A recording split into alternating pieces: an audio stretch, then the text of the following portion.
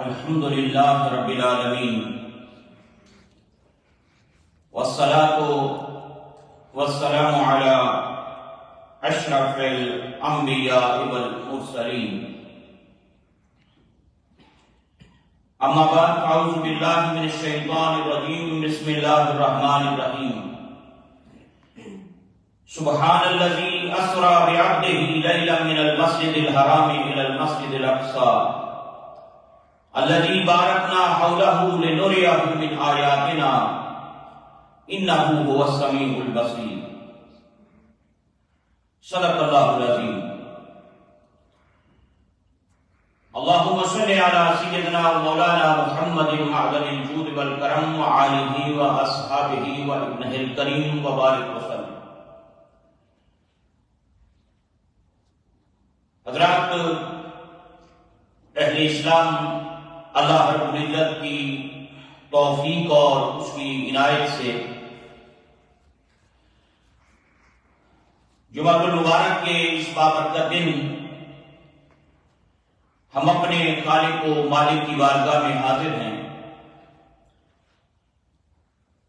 دعا کیجیے اللہ رب العزت اپنے محبوب کریم علیہ السلام کا صدقہ اس رحمت، فضیلت اور کرم والے دن ہم سب کی حاضری اپنی پاک بارگاہ میں قبول فرمائے.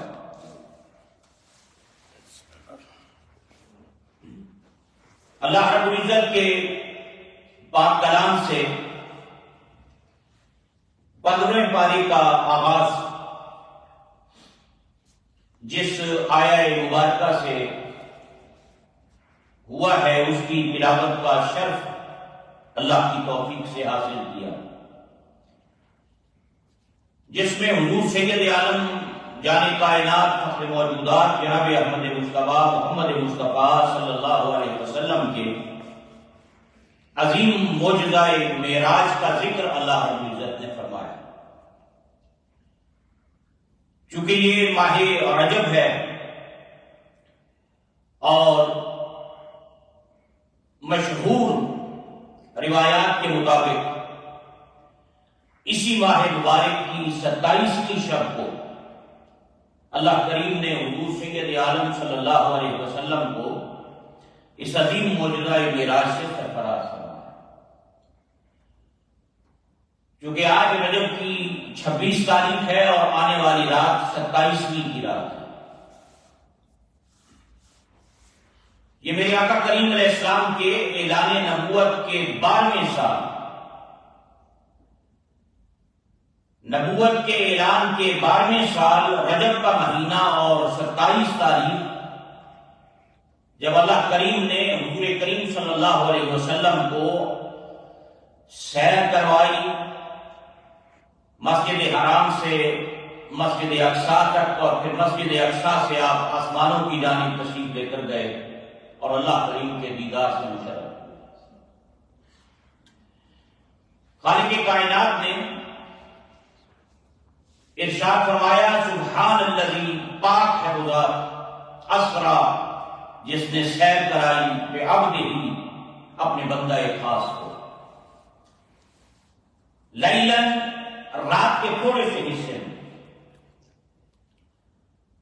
جب لیلاً پر یہ تنوین آتی ہے لیل پر، تو اس سے پوری رات مراد نہیں ہوتی بلکہ رات کا کچھ حصہ مراد ہوتا ہے.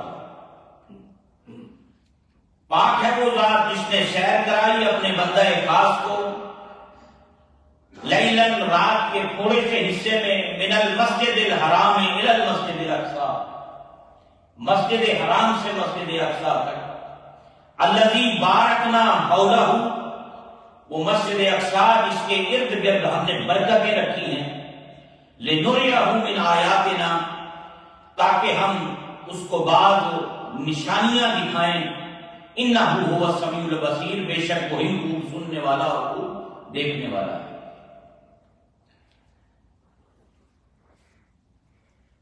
اس آیہ کریمہ کا جو آغاز ہے حضرات، وہ اللہ کریم نے لفظ سبحان سے فرمایا. آخر لفظ سبحان سے اس عظیم واقعہ معراج کا ذکر کیوں کیا گیا؟ اس کا جواب مفسرین کرام نے اس کی تفسیر کے اندر بیان کیا، فرمایا کہ لفظ سبحان سے آغاز کر کے اللہ رب العزت نے اس عظیم معجزہ معراج پر جتنے سوالات، جتنے اشکال، جتنے وسوسے پیدا ہو سکتے تھے، ان سب کا جواب اللہ رب العزت نے دیا۔ سبحان الذی، پاک ہے وہ ذات، اور سبحان کا جو لفظ ہے حضرت طلحہ رضی اللہ تعالیٰ عنہ سے امام حاکم نے مستدرک میں اس کو نقل کیا کہ حضور کریم علیہ السلام سے سبحان اللہ کا مفہوم پوچھا گیا کہ سبحان اللہ کا معنی کیا ہے، اس کا مفہوم کیا ہے؟ تو میرے آقا کریم صلی اللہ علیہ وسلم نے ارشاد فرمایا اللہ تعالیٰ کا ہر عیب سے پاک ہونا، ہر عیب سے، ہر کمی سے، ہر کجی سے، ہر نقص سے پاک ہونا رب کریم۔ سبحان اللہ بھی پاک ہے وہ ذات، ہر عیب سے پاک ہے، ہر نقص سے پاک ہے، ہر کمی سے پاک ہے۔ اور فرمایا کہ جو ذات ہر عیب، کمی، نقص سے پاک ہے اور وہ سبحان ہے، اس نے اپنے بندہ خاص کو خیر کروائی۔ اس میں اللہ رب العزت کی پاور، اس کی قدرت، اس کی شان، اس کی طاقت کا اظہار ہے۔ ہمیں یہ بات سمجھائی کہ رب جو ساری قدرتوں والا ہے، جو قوت اور طاقت والا ہے، اس کے لیے کوئی مسئلہ ہے ہی نہیں، اس کے لیے کوئی مسئلہ ہے ہی نہیں۔ وہ رب ہے، وہ سبحان ہے، وہ ہر عیب سے پاک ہے، وہ ظاہر فرما سکتا ہے، وہ مالک ہے کائنات کا، وہ خالق ہے۔ سبحان اللہ بھی ہر عیب سے پاک ہے، وہ ذات اسرا جس نے خیر کرائی بے اپنے ہی اپنے بندہ خاص لیلن، رات کے تھوڑے سے حصے میں، من المسجد الحرام الی المسجد الاقصی۔ اب یہ سورہ بنی اسرائیل اور 15واں پارے کی پہلی آیت مبارکہ، اس میں بھی اللہ نے یہاں ذکر کیا، یہاں مسجد حرام سے مسجد اقصی کا ذکر کیا، اور والنجم، سورہ نجم 27ویں پارے کے اندر وہاں پہ آسمانی شہر کا ذکر اللہ رب العزت نے فرمایا، والنجم اذا ہوا ما ضل صاحبكم وما غوى وما ينطق عن الهوى ان هو الا وحي يوحى علمه شديد القوى ذو مرة فاستوى وهو بالافق الاعلى ثم دنا فتدلى فكان قاب قوسين او ادنى۔ تو رب کریم نے نبی پاک صلی اللہ علیہ وسلم کو اس عظیم معجزہ معراج سے سرفراز کیا۔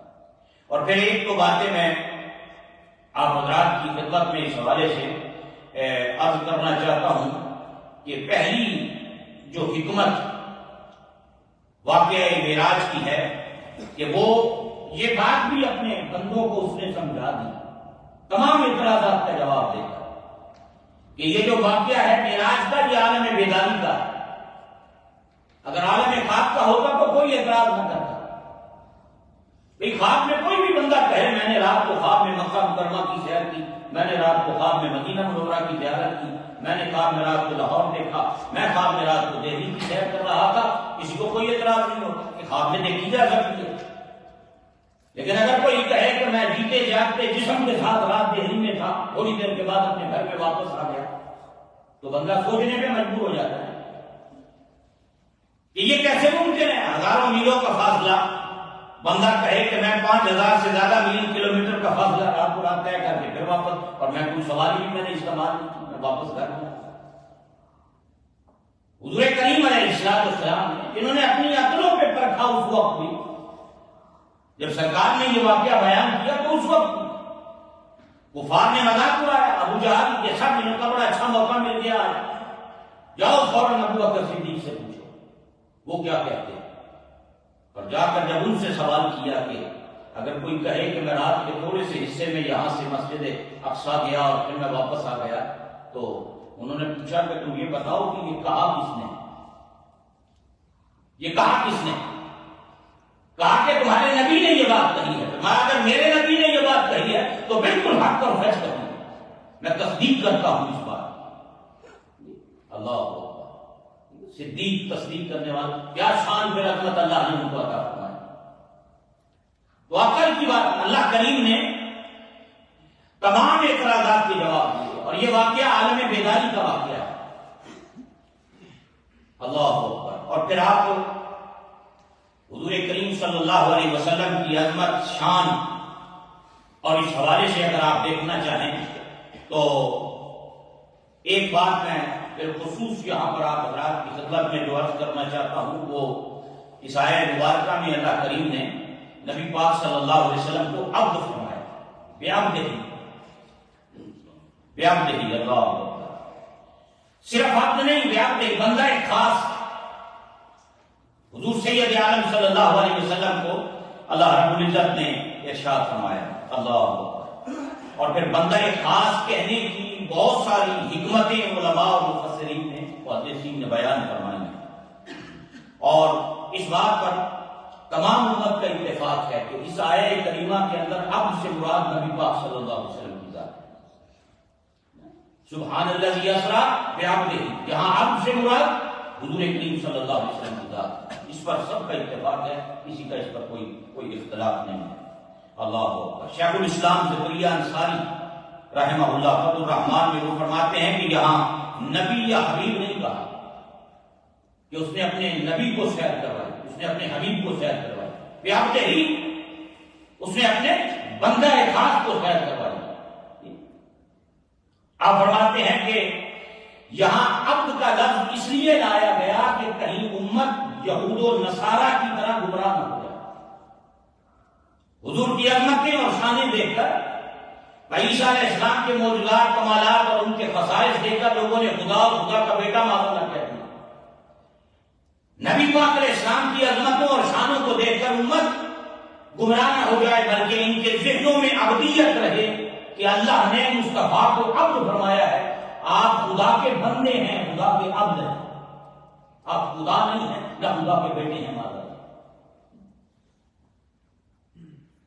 اللہ اکبر۔ شیخ الاسلام زکریہ انصاری رحمۃ اللہ تعالی علیہ جواہر البحار میں امام نبھانی فرماتے ہیں، اس لیے اب کہا تاکہ امت گمراہ نہ ہو جائے اور عبدیت ہمیشہ ان کے پیش نظر رہے کہ لے جانے والا خالق ہے اور جس کو لے کر گیا اس کا بندہ خاص ہے، اس کا عبد ہے، اللہ اکبر۔ اور پھر دوسری بات کہ اس آیہ کریمہ کے اندر عبد کہا، رسول نہیں کہا۔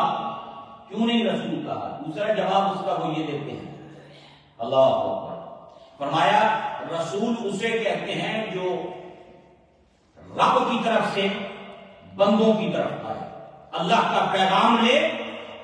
رسول کی ڈیوٹی، ذمہ داری، فرائض وہاں سے لیتا ہے، مخلوق کو دیتا ہے۔ اب چونکہ وہاں سے ادھر آنے کی بات نہیں تھی، ادھر سے ادھر جانے کی بات تھی، اس لیے اللہ رب العزت نے عبد فرمایا کہ رسول تو وہاں سے یہاں لاتا ہے۔ اب موقع وہ ہے کہ جب یہ محبوب اس کائنات سے لامکان کی طرف سفر کر رہا ہے تو اللہ کریم نے حضور کریم علیہ السلام کو عبد فرمایا، اللہ اکبر، فرمایا کہ جو رب کی طرف سے بندوں کی طرف آئے اسے رسول کہتے ہیں، اور عبد وہ ہے جو بندوں کی طرف سے رب کی طرف جائے، کیونکہ یہ وہاں جانے کا وقت تھا، اس لیے بھی عبد ہی فرمایا ہے کریمہ، اللہ اکبر۔ اور پھر تیسری بات حضرات، یہ جو لقب، یہ جو ٹائٹل اللہ رب العزت نے عطا کیا نبی پاک صلی اللہ علیہ وسلم کی ذات کو عبدیت کا، یہ سب سے اعلیٰ اور ارفع ٹائٹل ہے۔ اگر اس سے بڑھ کر کوئی ٹائٹل ہوتا تو رب کریم اپنے محبوب کو وہ ٹائٹل اور وہ لقب عطا فرماتا۔ عبدیت یہ بہت بڑا ٹائٹل ہے، بندہ ہونا بہت بڑی بات ہے۔ فرشتوں سے بہتر ہے انسان بننا، مگر اس میں لگتی ہے محنت زیادہ۔ جس نے کہا نا کہ فرشتوں سے بہتر ہے انسان بننا، لیکن عبد بننا، عبادت گزار بندہ بننا بڑا اعلیٰ بس ہے۔ اور پھر وہ کتنا عظمتوں والا بندہ ہے جسے رب کہے میرا بندہ ہے۔ قرآن حکیم نے صالحین اور نیکوں کے بارے میں کہا نا، وَعِبَادُ الرَّحْمَٰنِ الَّذِينَ يَمْشُونَ عَلَى الْأَرْضِ هَوْنًا، رحمان کے بندے کو ہیں وَعِبَادُ الرَّحْمَٰنِ۔ اتنا بڑا شرف ہے اس بندے کے لیے جسے رب کہے کہ یہ میرا بندہ ہے۔ وَعِبَادُ الرَّحْمَٰنِ، وہ اللہ کا بندہ، وہ عباد الرحمان کون ہے؟ قرآن حکیم نے ان کی شان بیان کی، جو زمین پر عاجزی کے ساتھ چلتے ہیں۔ وَعِبَادُ الرَّحْمَٰنِ الَّذِينَ يَمْشُونَ عَلَى الْأَرْضِ هَوْنًا، زمین پر عاجزی کے ساتھ، سر جھکا کر تواضع کے ساتھ، انکساری کے ساتھ چلنے والے لوگ. تو جسے رب کہے، یہ شرف ہے نا اس بندے کے لیے. اللہ کہے یہ میرا بندہ ہے، بندہ کہے میں اس کا بندہ ہوں، وہ کتنا عظمتوں والا بندہ ہے جسے رب کہے یہ میرا بندہ ہے. اور پھر یہاں صرف اب نہیں، یاد ہی یہ میرا بندہ نہیں ہے عام بندہ، یہ بندہ ایک خاص ہے. سبحان الذی اسری بعبدہ، یہ میرا بندہ ایک خاص ہے. اللہ اکبر.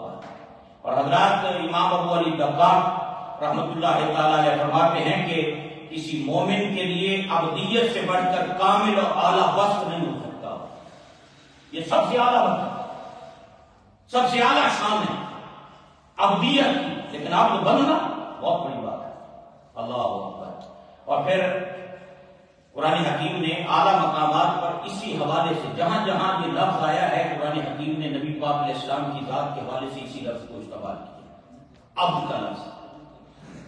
مثلا سورہ کہف کے اندر اللہ رب العزت نے ارشاد فرمایا الحمدللہ الذی، تمام تعریفیں اس اللہ کے لیے ہیں، انزل علی عبدہ الکتاب، جس نے اپنے بندے پر کتاب نازل کی، جس نے اپنے عبد پر کتاب نازل کی. یہاں بھی حضور کریم صلی اللہ علیہ وسلم کو عبد سے مخاطب فرمایا. پھر آگے ارشاد فرمایا سورہ زمر کے اندر الیس اللہ بکاف عبدہ، کیا اللہ اپنے بندے کے لیے کافی نہیں ہے؟ اس اعلیٰ وصف کا تذکرہ قرآن حکیم نے جا بجا فرمایا. پھر آگے فرمایا اللہ رب العزت نے، اللہ اکبر، تبارک الذی نزل الفرقان علی عبدہ، منزہ و برتر ہے وہ ذات جس نے اپنے بندے پر قرآن کو نازل کیا. پھر اسی لفظ کو قرآن حکیم نے آگے سورہ نجم کے اندر فَأَوْحَىٰ إِلَىٰ عَبْدِهِ مَا أَوْحَىٰ، سورہ نجم میں پھر اللہ کریم نے نبی پاک صلی اللہ علیہ وسلم کی یہی شان بیان کی کہ بس وحی کی اللہ نے اپنے بندے کی طرف جو چاہی وحی کی. اللہ اکبر. ہمارا بندگی جو ہے نا حضرات، اس سے بڑھ کر کوئی مقام نہیں، بندگی سے بڑھ کر کوئی مقام نہیں. اور بڑی خوبصورت بات کہی امام راضی رحمۃ اللہ علیہ. امام راضی نے تفسیر کبیر کے اندر فرمایا کہ اللہ کریم نے پوچھا نبی پاک صلی اللہ علیہ وسلم سے معراج کی رات کہ اے حبیب میں تجھے کون سا ٹائٹل عطا کروں، کون سا لقب آ جاتا. لیکن قرب کی اعلیٰ کریم منزل ہے. ثم دنا فتدلى فكان قاب قوسين او ادنى، دو کمانوں سے بھی زیادہ قریب اپنے رب کا جسے قرب نصیب ہوا. یہ دو کمانوں سے بھی زیادہ قریب یہ بندہ ایک خاص اپنے رب کی بارگاہ میں حاضر تھا. او ادنا، اس سے بھی زیادہ قریب. وَأَوْحَىٰ إِلَىٰ عَبْدِهِ مَا أَوْحَىٰ، اس موقع پر پھر اللہ نے وحی کی اپنے بندے کی طرف جو چاہی وحی. یار آپ نے آپ کی باتیں یہ وہ کرنے والا جانتا ہے یا جس کے ساتھ کی گئی ہے وہ جانتا ہے. اللہ اکبر. امام راضی رحمۃ اللہ علیہ فرماتے ہیں کہ رب کریم نے پوچھا ہے حبیب میں تجھے کون سا لقب عطا کروں معراج کی رات. حضور سید عالم صلی اللہ علیہ وسلم نے ارشاد فرمایا کہ باری تعالیٰ تو مجھے اپنا بندہ بنا دے، تو مجھے اپنا بندہ بنا دے. وہ کہتے ہیں اس لیے اللہ نے فرمایا سبحان الذی اسری بعبدہ، پاک ہے وہ ذات جس نے سیر کرائی اپنے بندہ خاص. یہ جو بندگی کا ٹائٹل ہے اللہ اکبر حضرات، یہ بڑا اعلیٰ وصف اور اعلیٰ ٹائٹل ہے عبدیت کا. اللہ اکبر. اور پھر آپ کو محض عبد نہیں، بے عبد ہی بندہ خاص فرمایا. یعنی عبد نہیں صرف کہا، بندہ خاص کہا. یہ عام بندہ نہیں، یہ خاص بندہ ہے. یہ عبدیت اب ہمارا یہ ہے کہ جب ہم اردو زبان میں یا اپنی لینگویج میں بات کرتے ہیں تو ساتھ اپنی طرف سے پھر بندہ بولتے ہوئے ساتھ بندہ بشر بھی لگا دیتے ہیں ساتھ، اے بشر. اور پھر ذہنوں میں آ جاتا ہے کہ جس طرح حسین بشر ہے کہنا یہ نہیں، شاید انہوں کا بھی معاملہ ہے. نبی پاک علیہ السلام کی بشریت، حضور کی عبدیت اور ہے، میری اور آپ کی بشریت اور ہے. کوئی مقابلہ نہیں ہے، بہت بڑا فرق ہے. ہم مقابلہ کر ہی نہیں سکتے. ہماری بشریت اور ہے، رسول اللہ کی بشریت اور ہے، میری اور آپ کی عبدیت اور ہے، مصطفیٰ کی عبدیت اور ہے.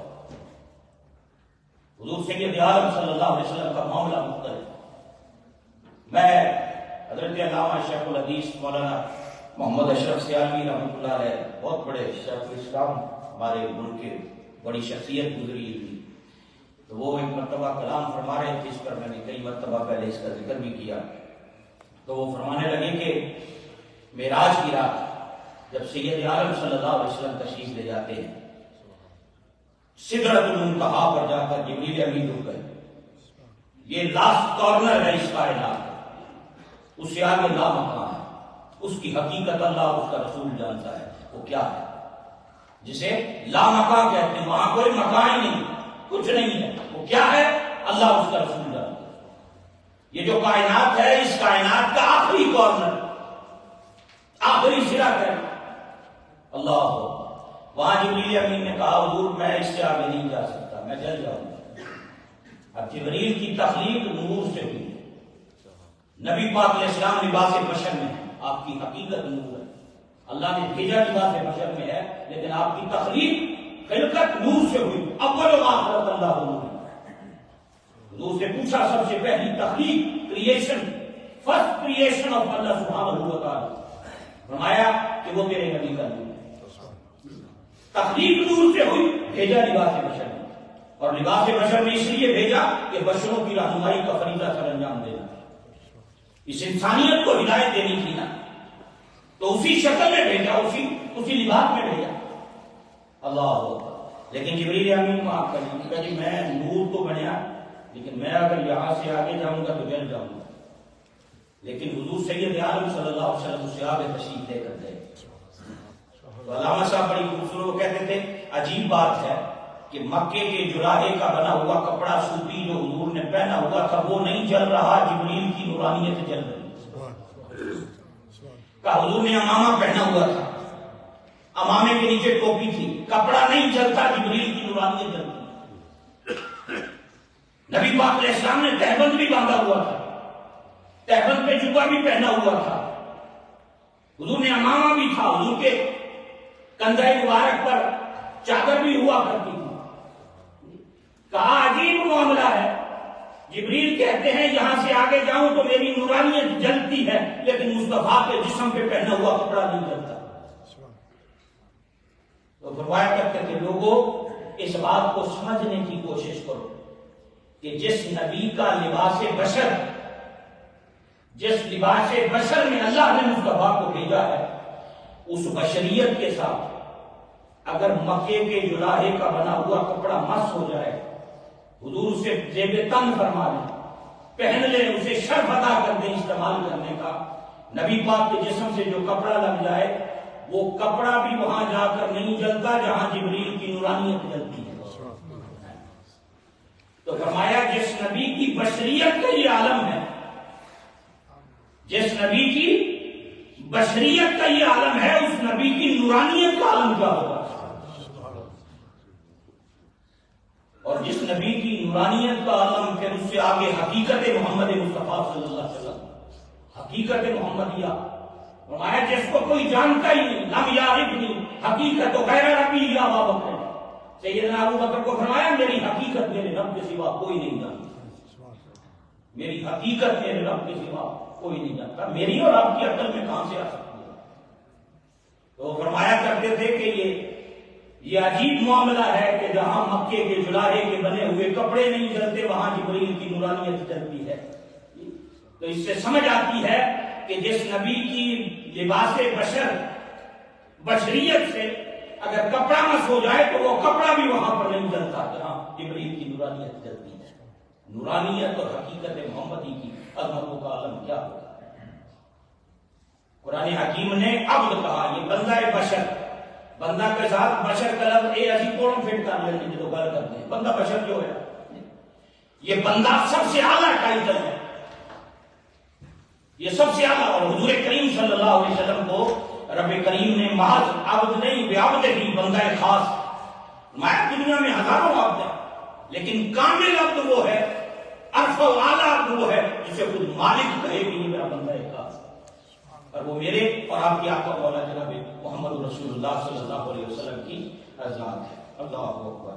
اور پھر ایک بات یہ بھی علماء کرام نے بیان فرمائی کہ یہ بتانا مقصود تھا کہ یہ جو بلند مرتبہ معراج ہے یہ آپ کو ابدیت کی وجہ سے نصیب ہوا ہے۔ جو جھکتا ہے اللہ اسے عزتیں عطا کرتا ہے، جو تواضع اختیار کرتا ہے اللہ اس کو عزت عظمتیں عطا فرماتا ہے۔ اللہ اکبر۔ اور یہاں ان لوگوں کا بھی رد کیا اللہ کریم نے کہ جنہوں نے عیسیٰ علیہ السلام کو خدا کا بیٹا کہہ دیا، خدا کا بیٹا یا خدا کہہ دیا، ان کا بھی رد کیا۔ اللہ اکبر۔ اور کہ وہ عبد ہونے کو انہوں نے باعث عار سمجھا۔ اللہ کریم نے محبوب پاک علیہ السلام کو اللہ اکبر اپنا بندہ خاص۔ اور ایک اور بات امام ابن عطا رحمۃ اللہ تعالی علیہ فرماتے ہیں 4 خصلتیں ہیں ابدیت، 4 نشانیاں، 4 خصلتیں ابدیت۔ اللہ اکبر۔ پہلی کون سی؟ ایفائے عہد۔ فرمایا جو رب کا بندہ ہوگا وہ اس وعدے کو کبھی نہیں بھلائے گا جو وعدہ وہ عالم ارواح میں اپنے رب سے کر کے آئے گا۔ 4 نشانیاں ہیں بندے کی ابدیت کی، جس کے اندر 4 چیزیں پائی جائیں وہ اللہ کا بندہ ہے، عباد الرحمان میں شامل ہے۔ پہلی نشانی کیا؟ اس وعدے کو وفا کرنا جو وعدہ اس نے عالم ارواح میں اپنے رب سے کیا تھا۔ الست بربکم، کہا جب اللہ نے روحوں کو پیدا کیا نا، تمام ارواح کو اللہ نے پیدا کیا اور پیدا کر کے رب کریم نے ان سے خطاب کیا اور خطاب کے اندر فرمایا الست بربکم، کیا میں تمہارا رب نہیں ہوں؟ سب نے جواب میں کہا قالوا بلا، سب بولے بے شک تو ہی میرا رب ہے، تو ہی ہمارا رب۔ فرماتے ہیں پہلا وصف، خصوصیت، علامت اس کی یہ ہے کہ یہ وعدہ ہمیشہ اس کے پیش نظر رہے گا، کبھی اس بات کو بھلائے گا نہیں جو وعدہ کو عالم ارواح میں اپنے رب سے کر کے آیا ہے، اور اسی وعدے پر زندگی گزارے گا۔ الست بربکم، سنیا دل میرے، الست بربکم، سنیا دل میرے، نت قالوا بلا، وہ کہندی ہوں۔ فرمایا میری روح نے ازل میں اپنے رب کی بارگاہ میں جو الست بربکم کا نعرہ سنا تھا، میری روح 24/7 رب کی بارگاہ میں اسی نعرے کا جواب دے رہی ہے، بلا بے شک تو ہی میرا رب ہے۔ میں نے اس وعدے کو بھلایا نہیں ہے، وہ وعدہ 24 گھنٹوں میں میرے پیش نظر رہتا ہے، میں رب کے احکامات کی پابندی کر رہا ہوں، جو حکم اس نے دیا تھا اس کے مطابق زندگی گزار رہا ہوں۔ الست بربکم، سنیا دل میرے، نت قالوا بلا، پکیندی ہوں، خوب وطن دی غالب ہوئی، ایک پل سون نہ دیندی ہوں۔ وہ وطن کی محبت اتنی غالب آ گئی ہے کہ اب ایک پل بھی مجھے آرام نہیں کرنے دے۔ قہر ہوئے تین رفتن دنیا، تو حق دا راہ مریندی ہوں، پر عاشقاں بھول قبول نہ کیتی باہو، توڑے کر کر گالیاں ہوئی۔ فرمایا یہ دنیا تو پیچھے لگی ہوئی ہے، یہ تو زاریاں کر کر کے رو رہی ہے اور پیچھے پیچھے بھاگ رہی ہے، لیکن عاشق جس نے وہ الست بربکم سنا ہے وہ کبھی بھی اس وعدے سے انحراف نہیں کرتا، وہ آواز آج بھی اس کے کانوں میں گونجتی ہے اور وہ اس کی پابندی کر رہا ہے، وہ کبھی دنیا کی طرف نہیں جاتا۔ یہ ہے ابدیت کی پہلی علامت کہ بندہ اپنے رب کے ساتھ کیے ہوئے وعدے کو فراموش نہ کرے۔ عبد بننا بڑا اونچا درجہ ہے، اگلے درجے کی بات ہے۔ دوسری بات فرمایا حفاظت حدود، فرمایا بندہ وہ ہوتا ہے جو رب کے حدود کی حفاظت کرے۔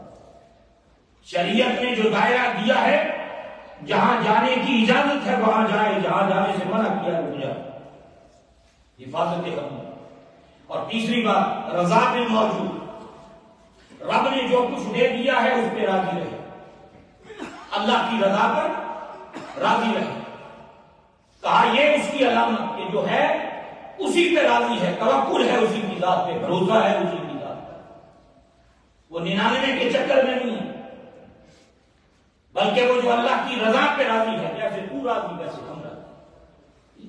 فرمایا یہ تیسری علامت ہے ابدیت کی، تیسری علامت۔ اللہ اکبر۔ اور چوتھی بات صبر علی المفقود، کہ اگر کوئی شے تمہیں ملی نہیں ہے تو اس پہ بندہ صبر کر رہا ہے، جو نعمتیں دیتی ہیں اللہ نے اس پہ راضی ہے، جو نہیں ملی اس پہ صبر کے ساتھ اس کی رضا پہ راضی ہے، کہ تو بہتر جانتا ہے نا کیا چیز میرے حق میں بہتر ہے، کیا میرے حق میں بہتر نہیں ہے۔ اس قادر دے حق دور اساڈی باہو جمے رکھے سو رہی ہے، بندہ ہر حال میں اپنے رب کی رضا پہ رکھے۔ اللہ اکبر۔ اور پھر حضرت علامہ امام اہل سنت سید احمد سعید کاظمی رحمۃ اللہ علیہ وہ فرمایا کرتے تھے کہ یہ جو لفظ عبد ہے اس کی تین قسمیں ہیں، اس کی تین قسمیں علماء نے مفسرین نے بیان فرمائی ہیں ایک اعتبار سے۔ ایک ہوتا ہے عبد رقیق، ایک قسم یہ بیان کی عبد رقیق۔ عبد رقیق اس غلام کو کہتے ہیں جو مکمل طور پہ مالک کے قبضے میں ہو۔ عبد رقیق وہ غلام جو مکمل مالک کے قبضے کے اندر ہو، اور اس کے اندر عام مومنین ہیں، خواہ وہ گناہ گار ہیں، خواہ وہ نیک ہیں، سب اس کے اندر شامل ہیں۔ دوسرا ہوتا ہے عبد عابد، ایسا غلام جو مالک کا تو ہو لیکن مالک سے بھاگا ہوا ہو، نہ مانتا ہو مالک کی، نافرمانی کرتا ہو، بھاگ گیا ہو مالک کے احکامات سے، سرکشی اختیار کی اس میں کفار، مشرکین، منافقین وہ لوگ شامل ہیں۔ فرمایا تیسرا ہوتا ہے عبد معذون۔ کچھ غلام ایسے ہوتے ہیں، کچھ بندے ایسے ہوتے ہیں کہ وہ اتنے ٹرسٹ وردی ہوتے ہیں اپنے مالک کے، اتنے وفادار ہوتے ہیں کہ مالک ان کی وفاداری کو دیکھ کے کہتا ہے کہ آج تو بات جڑی گل تیری ہے وہی میری، جو تو کہہ دے گا وہ میرا کہنا، جس سے تو روک دے گا وہ میرا کہنا۔ یہ ہوتا ہے عبد معذون۔ اور اس کائنات میں معذونیت کا سب سے عرفہ اعلیٰ مقام اگر کسی ذات کو حاصل ہے تو وہ میرے اور آپ کے آقا مولا جناب محمد رسول اللہ صلی اللہ علیہ وسلم، حضور کریم صلی اللہ علیہ وسلم معذونیت کے اس مقام پر فاضل۔ کیا شامیں ہیں، کیا معذونیت کا مقام عرفہ والا آپ کو حاصل ہے؟ وما ينطق عن الهوى ان هو الا وحی یوحی۔ اور یہ میرا حبیب اپنی خواہش نفس سے تو کچھ بولتا ہی نہیں ہے، 24/7 جس وقت جس گھڑی، چاہے گھر میں ہو، اپنے بیڈ میں ہو، ازواج کے ساتھ ہو، غلاموں کے ساتھ ہو، میدانی جہاد میں ہو، مسجد کے ممبر پہ ہو، مسجد کے مصلی پر ہو، جس وقت بھی 24 گھنٹوں میں جب کبھی اس کی زبان سے کوئی بھی لفظ نکلتا ہے وہ لفظ اس کا اپنا نہیں ہوتا، وہ خدا کی وحی ہوتی ہے۔ سبحان اللہ۔ یہ ہے معذونیت کا غور والا مقام۔ وما ينطق عن الهوى، یہ اپنی خواہش نفس سے بولتا ہی کچھ نہیں، ان هو الا وحی یوحی، اس کی زبان سے جو بات نکلتی ہے، حق نکلتی ہے، وحی الہی نکلتی ہے۔ اللہ اکبر۔ اور پھر دیکھیں کیا معلومیت قرآن حکیم نے جب میدان جہاد میں حضور نے وہ کافروں پر اٹھا کے پھینکی نا کنکریاں، اس مٹی بھری عرض سے پھینکی، بظاہر اس جنگی حکمت عملی اور آپ نے اٹھا کے مٹی پھینکی، لیکن یہ مٹی پھینکنے والا عمل، کنکریاں پھینکنے والا عمل بھی قرآن نے بیان کیا۔ قرآن حکیم نے اس کی نسبت کی اللہ تعالی نے اپنی ذات کی طرف فرمایا۔ اللہ اکبر۔ وما رمیت اذ رمیت ولکن اللہ رمی، یہ جو کنکریاں تو نے پھینکی یہ تو نے نہیں پھینکی، یہ تو آپ نے پھینکی۔ یہ ہے معذونیت۔ اللہ اکبر۔ پھر آگے فرمایا ومن یطع الرسول فقد اطاع اللہ، اور لوگوں یہ اس مقام پر فائز ہے میرا حبیب، اگر تم نے اس کے پیچھے چلے، اس کی اطاعت کی، اس کی اتباع کی، تو اس کی اطاعت در حقیقت اللہ کی اطاعت ہے۔ اس کے پیچھے چلنا، اس کا کہا ماننا دراصل اللہ کا کہا ماننا۔ حضور معذونیت کے حضرات اس مقام میں عرفہ والے کو پائے، تو اللہ تعالیٰ نے اپنے محبوب کریم علیہ السلام کا صدقہ ہمیں سرکار سے محبت، اطاعت کا جو ہمارا رشتہ ہے اللہ اس کو مضبوط کرنا۔ تو معراج حضور کریم صلی اللہ علیہ وسلم کا عظیم معجزہ جو اس ماہ مبارک کی 27ویں شب کو اللہ نے آپ کو عطا فرمایا۔ تو حضرات یہ آج چونکہ 26 تاریخ اور آنے والی رات یہ معراج والی رات 27ویں معراج، تو آج انشاءاللہ ویسے تو ہم جمعرات کو شام کو عشاء کے بعد دعا کا پروگرام کرتے ہیں ایوری ویک، اور رات ہم نے پھر اس لیے نہیں کیا کہ وہ آج رات کر لیں گے عشاء کے بعد، کہ آج معراج کی رات بھی ہے، اس بہانے کچھ دیر بیٹھ کے اللہ کا ذکر بھی کریں گے، گھنٹے 1.5 گھنٹے کی محفل ہوگی مختصر سی۔ تو میری آپ تمام بھائیوں دوستوں سے گزارش ہے کہ آپ تشریف لائیں، مل کر اس عظمت، کرم اور فضیلت والی رات میں اللہ کی بارگاہ میں معراج کا ذکر بھی کریں گے، نبی پاک صلی اللہ علیہ وسلم کے صدقے سے اللہ سے اپنی حاجتیں بھی طلب کریں گے۔ تو اللہ تعالیٰ ہم سب کو عمل کی توفیق عطا فرمائے۔ وما علینا الا البلاغ المبین۔ تو تمام احباب جو ہے انشاءاللہ